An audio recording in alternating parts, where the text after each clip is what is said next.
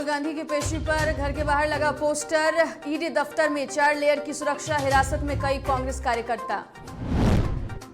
राहुल गांधी की पेशी को लेकर पटना में भी प्रदर्शन। ईडी कार्यालय परिसर में काफी संख्या में कांग्रेस के नेता कर रहे विरोध प्रदर्शन। प्रदेश अध्यक्ष मदन मोहन झा ने सरकार पर लगाया आरोप। वैशाली में जहरीली प्रसाद खाने से 125 से ज्यादा लोग बीमार, स्वास्थ्य विभाग की टीम ने लिया जायजा, सभी का इलाज जारी। नालंदा में खेलने के दौरान बच्चे को सांप ने काटा, इलाज की जगह झाड़ फूक में समय बिताने से अस्पताल देर से पहुंचा बच्चा, इलाज के दौरान मौत।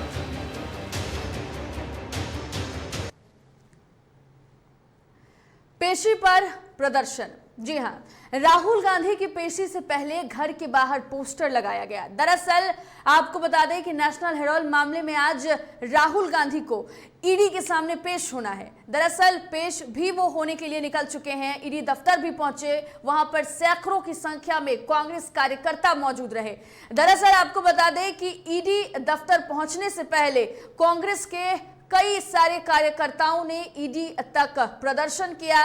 राहुल गांधी के ईडी दफ्तर पहुंचने के बाद की ये तस्वीर आप देख रहे हैं कि किस तरीके से, आपको बता दें कि नेशनल हेराल्ड मामले में कांग्रेस नेता राहुल गांधी पार्टी नेताओं और कार्यकर्ताओं के साथ दिल्ली में ईडी के कार्यालय में पेश होने के लिए पहुंचे। और आपको बता दें कि फिलहाल काफी ज्यादा संख्या में कार्यकर्ताओं को देखकर उन्हें वहां पर रोक दिया गया है। लगातार देश भर में कांग्रेस के कार्यकर्ताओं के द्वारा प्रदर्शन किया जा रहा है। दिल्ली, लखनऊ, यूपी या फिर बिहार की बात कर ले, यहां लगातार कांग्रेस के कार्यकर्ता नेता प्रदर्शन कर रहे हैं। उनका कहना है कि सच नहीं मिटने वाला, उनका कहना है कि राहुल गांधी नहीं झुकने वाला है। दरअसल राहुल गांधी के घर के बाहर कई सारे पोस्टर भी लगाए गए हैं जिसमें राहुल गांधी झुकेगा नहीं, इन तमाम सारी बातों को उस पोस्टर के जरिए लिखा गया है। साथ ही साथ अगर हम बात करें तो ईडी के बाहर सुरक्षा जो है वो व्यापक तरीके से देखने को मिले।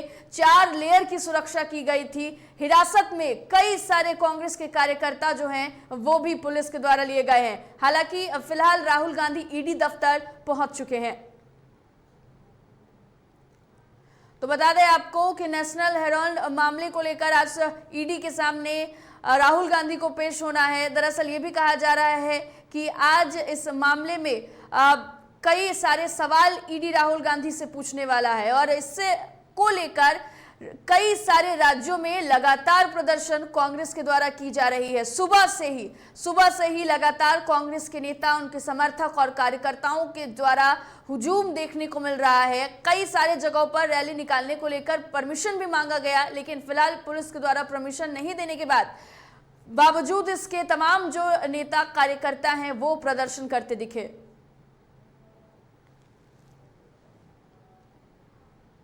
वहीं दूसरी तरफ मनी लॉन्ड्रिंग से जुड़े पुराने मामले को लेकर राहुल गांधी को जहां एक तरफ ईडी ने समन करते हुए आज पेश होने के लिए कहा था और पेशी से पहले राजधानी पटना में भी कांग्रेस के कार्यकर्ताओं और नेताओं के द्वारा धरना प्रदर्शन किया गया।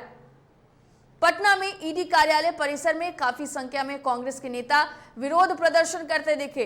कांग्रेस के प्रदेश अध्यक्ष मदन मोहन झा, एमएलसी समीर सिंह समेत कई नेता ईडी कार्यालय परिसर में धरने पर बैठे रहे। इस मौके पर मदन मोहन झा ने सरकार पर कई गंभीर आरोप लगाए। तो बता दें आपको कि बिहार में भी, यानी कि राजधानी पटना में भी कांग्रेस के कार्यकर्ताओं के द्वारा ईडी कार्यालय परिसर में धरना प्रदर्शन किया गया।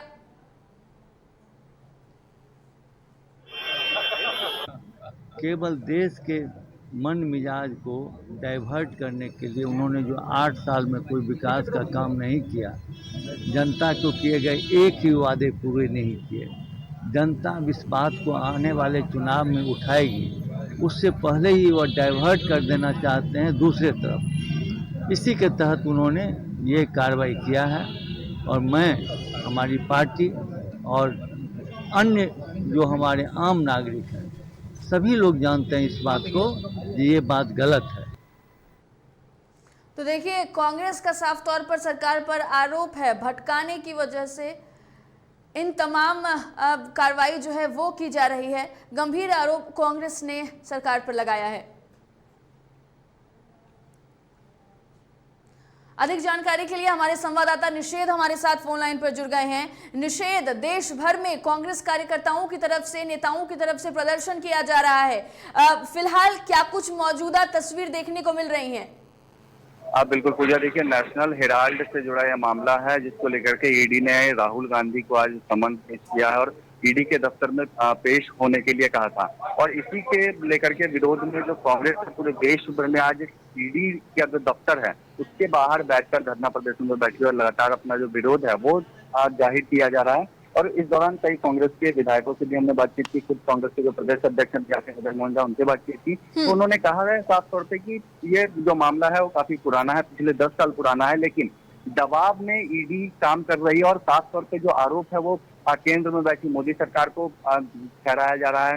कांग्रेस पार्टी की ओर से इस बात को कहा जा रहा है कि बीजेपी के दबाव में सीबीआई इस तरीके की और ईडी इस तरीके की कार्रवाई करती है। और जो ये कार्रवाई ईडी कर रही है, जो समन भेजा है राहुल गांधी को, इसमें कहीं ना कहीं भारतीय जनता पार्टी का दबाव है और इसी को लेकर के राहुल गांधी को पूछताछ के लिए ईडी ने बुलाया है। फिलहाल मौजूदा स्थितियां अब बिल्कुल भी ठीक नहीं कहेंगे, क्योंकि तमाम जो कांग्रेस के नेता हैं वो चिलचिलाती धूप में बैठे हुए हैं और लगातार इस बात को कह रहे हैं कि जब तक पूछताछ नहीं हो जाती है राहुल गांधी से, तब तक वो लोग इसी तरीके से धूप में बैठे रहेंगे। निषेध, दिल्ली में तो वहां पर कई सारे जो कांग्रेस के कार्यकर्ता हैं उनको पुलिस ने हिरासत में भी ले लिया है, लेकिन हम ये जानना चाहेंगे कि फिलहाल पटना में जो तमाम कांग्रेस के नेता हैं उनका क्या कहना है, कब तक वो वहां पर ऐसे बैठे रहेंगे और आगे उनकी तरफ से क्या कुछ रुख इख्तियार किया जा सकता है? आप बिल्कुल देखिए, इजाजत नहीं दी गई है ईडी दफ्तर में बैठने की, क्योंकि इस तरीके से नहीं बैठ सकते हैं किसी राजनीतिक दल के नेता, लेकिन उसके बावजूद भी बैठे हुए। इसको लेकर के दिल्ली में तो कई नेताओं को हिरासत में लिया गया है, लेकिन यहाँ की जो स्थितियां हैं वो सामान्य दिखती हुई नजर आ रही है, क्योंकि जो नेता धरने पर बैठे हुए हैं वो शांतिपूर्ण तरीके से अपना विरोध प्रदर्शन कर रहे हैं।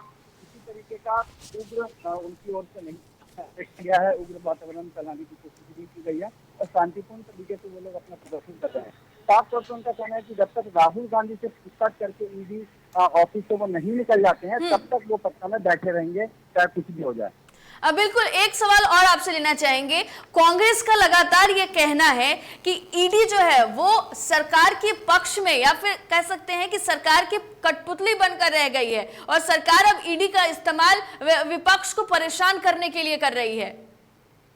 बिल्कुल देखिए, इस बात को कहा जा रहा है कि विपक्ष को लगातार परेशान करने की कोशिश की जाती है। इससे पहले भी कई ऐसे मामले हैं जिसमें विपक्ष को परेशान करने की कोशिश की जाती है और इस बात को कहा जा रहा है कि भारतीय जनता पार्टी और केंद्र में बैठी जो मोदी सरकार है वो कहीं ना कहीं दबाव बनाती है इन एजेंसियों पर और उसको दबाव बनाकर विपक्ष पे साधने की कोशिश से की जाती है। तो उसको लेकर के कहीं ना कहीं जो विपक्षी पार्टियां वो भी काफी आक्रोशित है और इस बात को कह रही है कि इस तरीके से जो बर्ताव है वो नहीं चलेगा।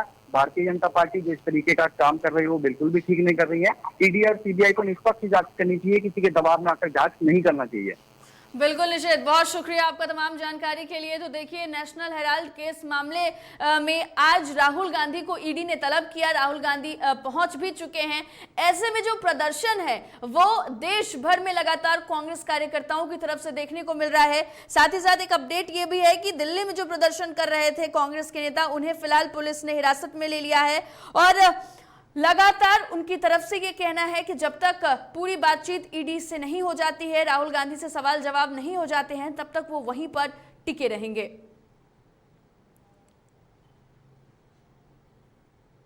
अगली खबर का रुख करते हैं। लखनऊ में कांग्रेस के पूर्व मंत्री नसीमुद्दीन सिद्दीकी और पूर्व एमएलसी हुन्ना सिद्दीकी को पुलिस ने हाउस अरेस्ट किया है। बताया जा रहा है कि सुबह से ही पूर्व मंत्री को हाउस अरेस्ट किया गया है। कांग्रेस नेता आराधना मिश्रा मोना ने ट्वीट कर ये जानकारी दी। साथ ही उन्होंने बीजेपी पर हमला बोलते हुए कहा कि भाजपा राज में लोकतंत्र की हत्या की गई है। कांग्रेस कार्यालय के बाहर भारी संख्या में पुलिस बल की तैनाती की गई है। दरअसल राहुल गांधी को ईडी के सामने आज पेश होना था और इसी को लेकर देश भर में कांग्रेस के नेताओं की तरफ से, कार्यकर्ताओं की तरफ से इसके खिलाफ प्रदर्शन जारी है। तो बता दें आपको कि लखनऊ में कांग्रेस ने ये आरोप लगाया है कि कुछ नेताओं को, कुछ पूर्व मंत्रियों को नजरबंद कर दिया गया है। दरअसल लखनऊ में कांग्रेस के पूर्व मंत्री नसीमुद्दीन सिद्दीकी और एमएलसी हुस्ना सिद्दीकी को पुलिस ने हाउस अरेस्ट किया है। ये बताया जा रहा है कि सुबह से ही पूर्व मंत्री को हाउस अरेस्ट किया गया है और कांग्रेस नेता आराधना मिश्रा मोना ने ट्वीट कर यह जानकारी दी है।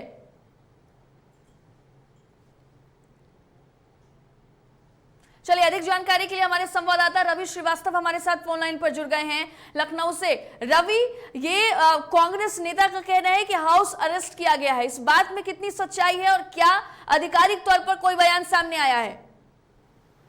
देखिए, कांग्रेस लीडर का साफ तौर से कहना है कि ये भाजपा का राज्य में लोकतंत्र की हत्या है। वहीं आराधना मिश्रा ने पेश किया है। साफ तौर से बता दें कि सुबह 7 बजे से हाउस अरेस्ट पूर्व मंत्री नसीमुद्दीन सिद्दीकी को गिरफ्तार किया गया है, मतलब हाउस अरेस्ट कर लिया गया। उनके साथ कई समर्थकों को हाउस अरेस्ट किया गया है, कई नेताओं को हाउस अरेस्ट किया गया है। मैं आपको बता दें कि आराधना मिश्रा ने मोना ने ट्वीट करके हाउस अरेस्ट की पूरी जानकारी दी है और मोना का साफ तौर से कहना है कि उन्होंने साफ तौर से भाजपा पे हमला बोला है। वही जनता की आवाज दबाने की कोशिश में जो है भाजपा, उन्होंने साफ तौर से कहा है, आराधना मिश्रा ने ये भी कहा है कि जनता की आवाज को दबाने का भाजपा काम कर रहे हैं। वही राहुल गांधी समेत अन्य विपक्षी नेता ने जो परेशान करने की कोशिश भी की जा रही है। वहीं जो कांग्रेस के प्रवक्ता है अंशु अवस्थी, उनको भी हाउस अरेस्ट कर लिया गया है। कई कांग्रेस के वरिष्ठ नेताओं को आज हाउस अरेस्ट सुबह 7 बजे। रवि, ये बताइए कि तमाम राज्यों में तो प्रदर्शन चल ही रहा है कांग्रेस की तरफ से, क्या वहां पर भी ऐसे हालात बने हुए हैं? क्या वहां पे भी कांग्रेस के कार्यकर्ताओं के द्वारा प्रदर्शन हो रहा है? देखिए, कांग्रेस कार्यालय में सुबह से ही कार्यकर्ता जो है हाउस अरेस्ट की जब से बात सुनी तो सैकड़ों की तादाद में कांग्रेसी जो है सब पहुंच चुके हैं। वहीं कार्यालय पे जमकर विरोध प्रदर्शन किया जा रहा है। वहीं आपको बता दें कि आईडी कार्यालय के शांति मार्च निकालने का मामला है। आपको बता दें कि आईडी कार्यालय में भारी बल के साथ पुलिस भी तैनात है, शासन प्रशासन दोनों ही मुस्तैद है। वहीं राहुल गांधी की ईडी दफ्तर में वो पेश होना था, जिसको लेकर सुबह से ही जो नेता है, कार्यकर्ता है, मंत्री है, जो पूर्व मंत्री है नसीमुद्दीन सिद्दीकी, उनको हाउस अरेस्ट कर दिया गया है। पूजा, बहुत शुक्रिया रवि आपका तमाम जानकारी के लिए। तो देखिए, कांग्रेस के पूर्व मंत्री को हाउस अरेस्ट किया गया है। फिलहाल जो जिस तरीके से प्रदर्शन किया जा रहा है, इसको रोकने के लिए पुलिस के द्वारा तमाम कार्रवाई की जा रही है।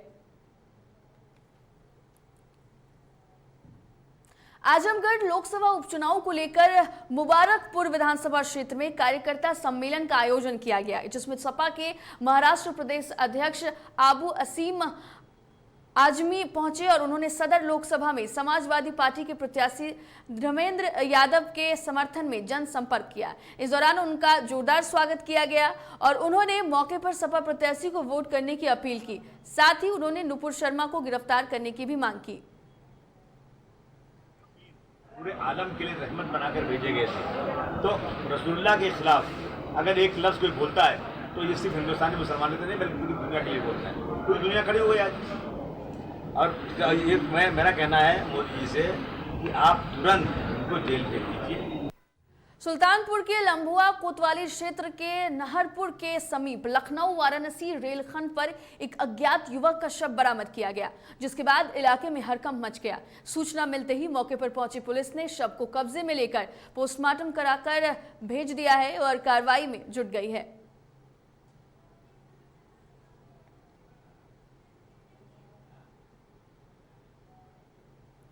मुरादाबाद के मुगलपुरा थाना क्षेत्र में बाबा का बुलडोजर चलाया गया। इस दौरान पुलिस ने अनाउंसमेंट के जरिए इलाके के लोगों को चेतावनी दी। बताया गया कि जिले में 14 जुलाई को बुलडोजर चलाया जाएगा। जानकारी के अनुसार मुरादाबाद जामा मस्जिद इलाके में बुलडोजर चलाया जाएगा, जहां कुछ असामाजिक तत्वों ने जुमे की नमाज के दौरान शहर का माहौल खराब करने की कोशिश की थी।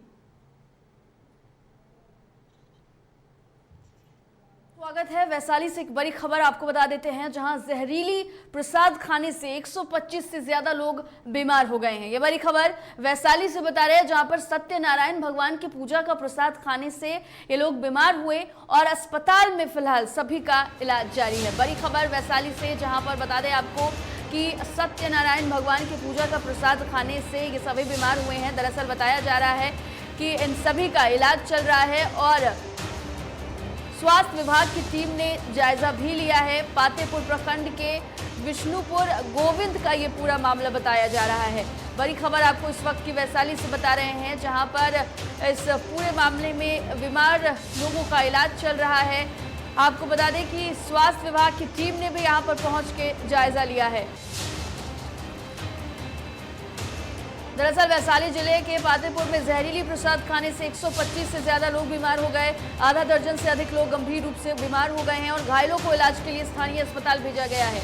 वैशाली जिले के पातेपुर प्रखंड के विष्णुपुर गोविंद का ये मामला बताया जा रहा है, जहां एक शादी समारोह के अवसर पर सत्यनारायण भगवान का पूजा का आयोजन किया गया था। पूजा के बाद लोगों के बीच प्रसाद का वितरण किया गया और प्रसाद खाने के बाद सभी लोग बीमार हो गए।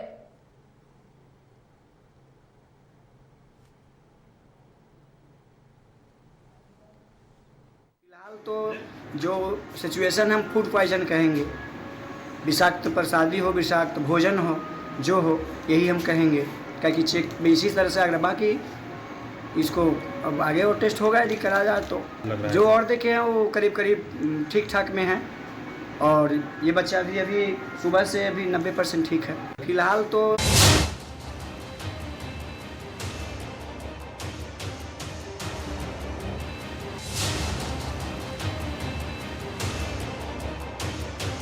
अधिक जानकारी के लिए हमारे संवाददाता अनिल हमारे साथ फोन लाइन पर जुड़ गए हैं वैशाली से। अनिल, कई सारे लोग प्रसाद खाने के बाद बीमार हुए हैं, फिलहाल क्या कुछ मौजूदा हालात हैं?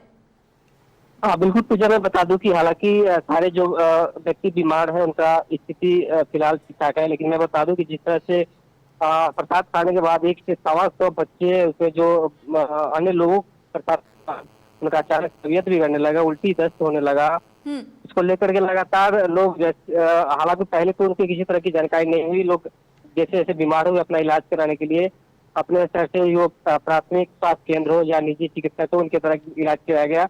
और जैसे ही ये खबर स्थानीय स्वास्थ्य विभाग को ही आनर पाने में वहाँ पे सारे जो एडमिट कराया गया। बाकी कई जगहों पे जो गंभीर रूप से जख्मी है, जो उसमें बीमार है, उनका इलाज अभी जारी है। हालांकि ये क्या हुआ, कैसे हुआ, ये अभी फिलहाल नहीं बताया जा सकता, लेकिन जो बातें सामने है कि अनिल, स्वास्थ्य विभाग की टीम भी वहां पर पहुंची थी, उन्होंने अभी जांच किया है। क्या ये बात अभी तक क्लियर नहीं हुआ है कि क्या कुछ प्रसाद में ऐसा था जिसको खाने की वजह से लोग बीमार हुए हैं? देखिए, प्रथम बात ये कहा जा रहा है कि फूड पॉइजनिंग का ही मामला है।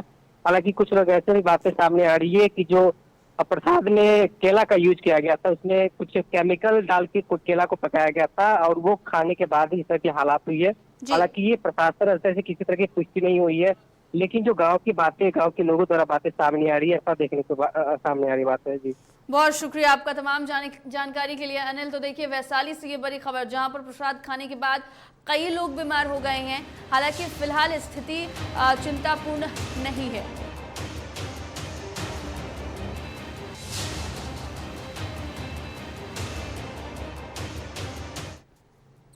हर सोमवार को सीएम नीतीश कुमार जनता दरबार लगाते हैं और इसी सिलसिले में आपको बता दें कि आज भी सीएम नीतीश कुमार का जनता दरबार लगा, जहां पर तमाम फरियादियों ने पहुंचकर अपनी फरियाद सीएम के सामने रख रहे हैं। दरअसल इस दौरान बिहार के अलग अलग जगहों से आए फरियादियों ने सरकारी विभागों से जुड़ी समस्याओं को सीएम नीतीश के सामने रख रहे हैं।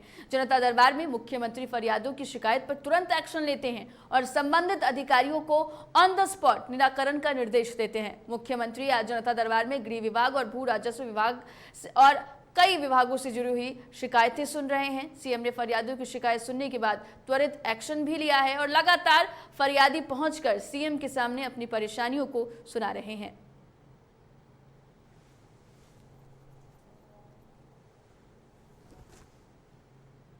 नालंदा थाना क्षेत्र इलाके के शहरी चक गांव में खेलने के दौरान बच्चे को विषैले सांप ने काट लिया।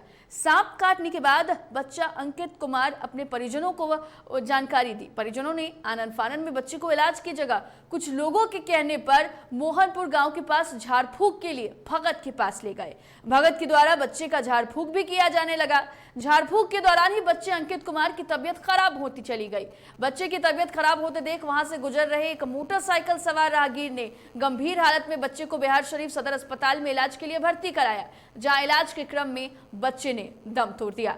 वहां मौजूद चिकित्सकों ने बताया कि अगर बच्चे को सही वक्त पर इलाज के लिए बिहार शरीफ अस्पताल लाया गया होता तो शायद बच्चे की जान बच जाती।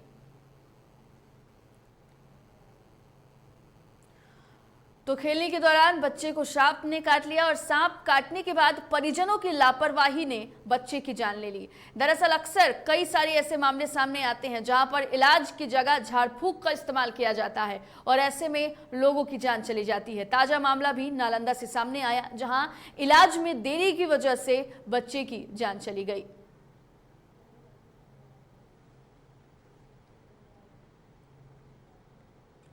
गोपालगंज के भोरे के तत्कालीन थाना अध्यक्ष सुभाष सिंह के वेतन पर अगले आदेश तक के लिए रोक लगा दी गई है। साथ ही डीएम ने उन पर 1000 रुपए का अर्थदंड भी लगाया है। बिहार लोक शिकायत निवारण अधिकार अधिनियम के तहत थाना अध्यक्ष के ऊपर शिकायत दर्ज किया गया था। वहीं सुनवाई के दौरान बार बार अनुपस्थित रहने और रिपोर्ट समर्पित नहीं करने का भी थानेदार पर आरोप था। साथ ही उन पर जान से मारने की धमकी देने का भी आरोप था।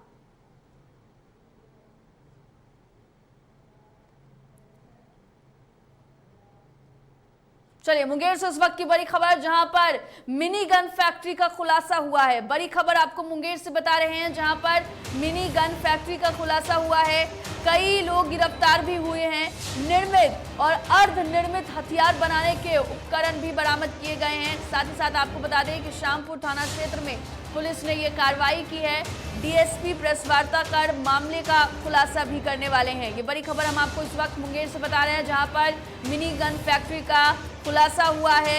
निर्मित और अर्धनिर्मित हथियार भी बरामद किए गए हैं। साथ ही साथ हथियार बनाने के उपकरण भी पुलिस ने बरामद किए हैं। शामपुर थाना क्षेत्र में पुलिस ने ये कार्रवाई की है और जल्द ही डीएसपी प्रेस वार्ता कर पूरे मामले का खुलासा करेंगे।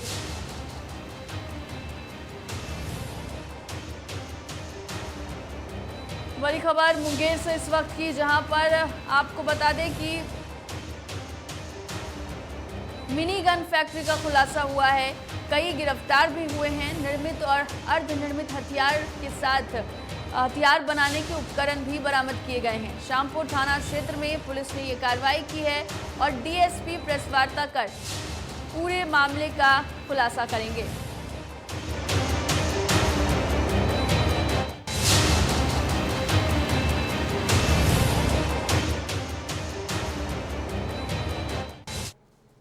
मुंगेर लखीसराय NH 80 पर हिमेजापुर के पास दो बाइक की आमने सामने टक्कर हो गई और व्यक्ति की मौत हो गई। 4 लोग गंभीर रूप से घायल हो गए हैं। जानकारी के अनुसार मृतक पंकज कुमार अपने 2 अन्य साथी मुकेश कुमार और अन्य के साथ रिश्तेदार के घर आया था। घटना में दोनों बाइक पर बैठे 5 लोग गंभीर रूप से घायल हो गए। घटना की जानकारी मिलने के बाद पुलिस मौके पर पहुंची और सभी घायलों को अस्पताल में भर्ती कराया, जहां पर डॉक्टरों ने जांच के बाद एक को मृत घोषित कर दिया। वहीं 2 लोग को बेहतर इलाज के लिए भागलपुर रेफर किया गया है। नालंदा जिले के बिंद थाना क्षेत्र के बीहटा सरमेरा मुख्य मार्ग पर एक वाहन पलट गई। इस दुर्घटना में एक व्यक्ति की घटनास्थल पर ही मौत हो गई, जबकि 7 लोग गंभीर रूप से घायल हो गए हैं। सभी घायलों को इलाज के लिए बिंद PHC में भर्ती कराया गया है, जहां उन्हें डॉक्टरों ने प्राथमिक उपचार के बाद बेहतर इलाज के लिए सदर अस्पताल बिहार शरीफ रेफर कर दिया है। बता दें कि सभी लोग कोतवाली से पटना के पुनपुन जा रहे थे।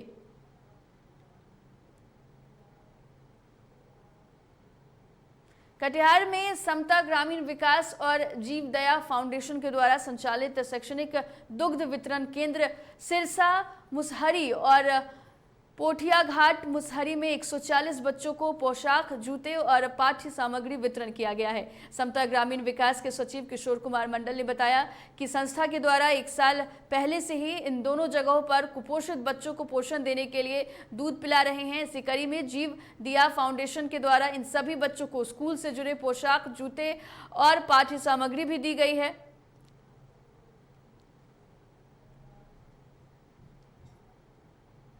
बीते दिन 10 जून को रांची में हुई हिंसक घटना और पथराव को लेकर रांची उपायुक्त छवि रंजन और SSP सुरेंद्र कुमार झा ने संयुक्त रूप से प्रेस वार्ता किया। वहीं उपायुक्त ने बताया कि अब शहर का माहौल काफी हद तक नियंत्रण में है। शहर में पाबंदी लगाए जाने से आम लोगों को परेशानियों का सामना करना पड़ रहा था। इसी वजह से जिला प्रशासन ने 6 थाना क्षेत्रों को छोड़कर रांची के शेष स्थानों से पाबंदी हटाने का निर्णय लिया है। किसी भी तरह की हिंसा से, नफरत से समाज में अमन चैन नहीं आ सकता है। आपसी सौहार्द, आपसी समन्वय, आपसी विश्वास और आपसी पारस्परिक भावनाओं का सम्मान करने से ही समाज बनता है। अभी भी सीआरपीसी के धारा, इन 6 थानों के जो भी निवासी हैं वो घर से बाहर निकलकर अपनी आवश्यक सामग्री को क्रय कर सकते हैं। बीते 10 जून को हुए राज्य में हिंसा और पथराव के बाद रिम्स प्रबंधन ने प्रेस कॉन्फ्रेंस कर हिंसा में घायलों की संख्या और अब तक के हालात को मीडिया के सामने रखा। रिम्स के चिकित्सा अधीक्षक डॉक्टर हिरेन बिरुआ ने घायलों को जानकारी देते हुए कहा कि कुल 13 लोग घायल थे जिनका इलाज रिम्स में चल रहा था। 3 लोगों को इमरजेंसी विभाग में इलाज के बाद तुरंत छुट्टी दी गई, वहीं 3 की स्थिति गंभीर थी जिसमें 2 की मौत इलाज के दौरान हो गई। साबिर अंसारी और एक शहबाज, ये 6 लोगों का इलाज, ये अभी इलाजरत है संस्थान में और इन 6 लोगों की अभी कंडीशन वो स्टेबल है सारे।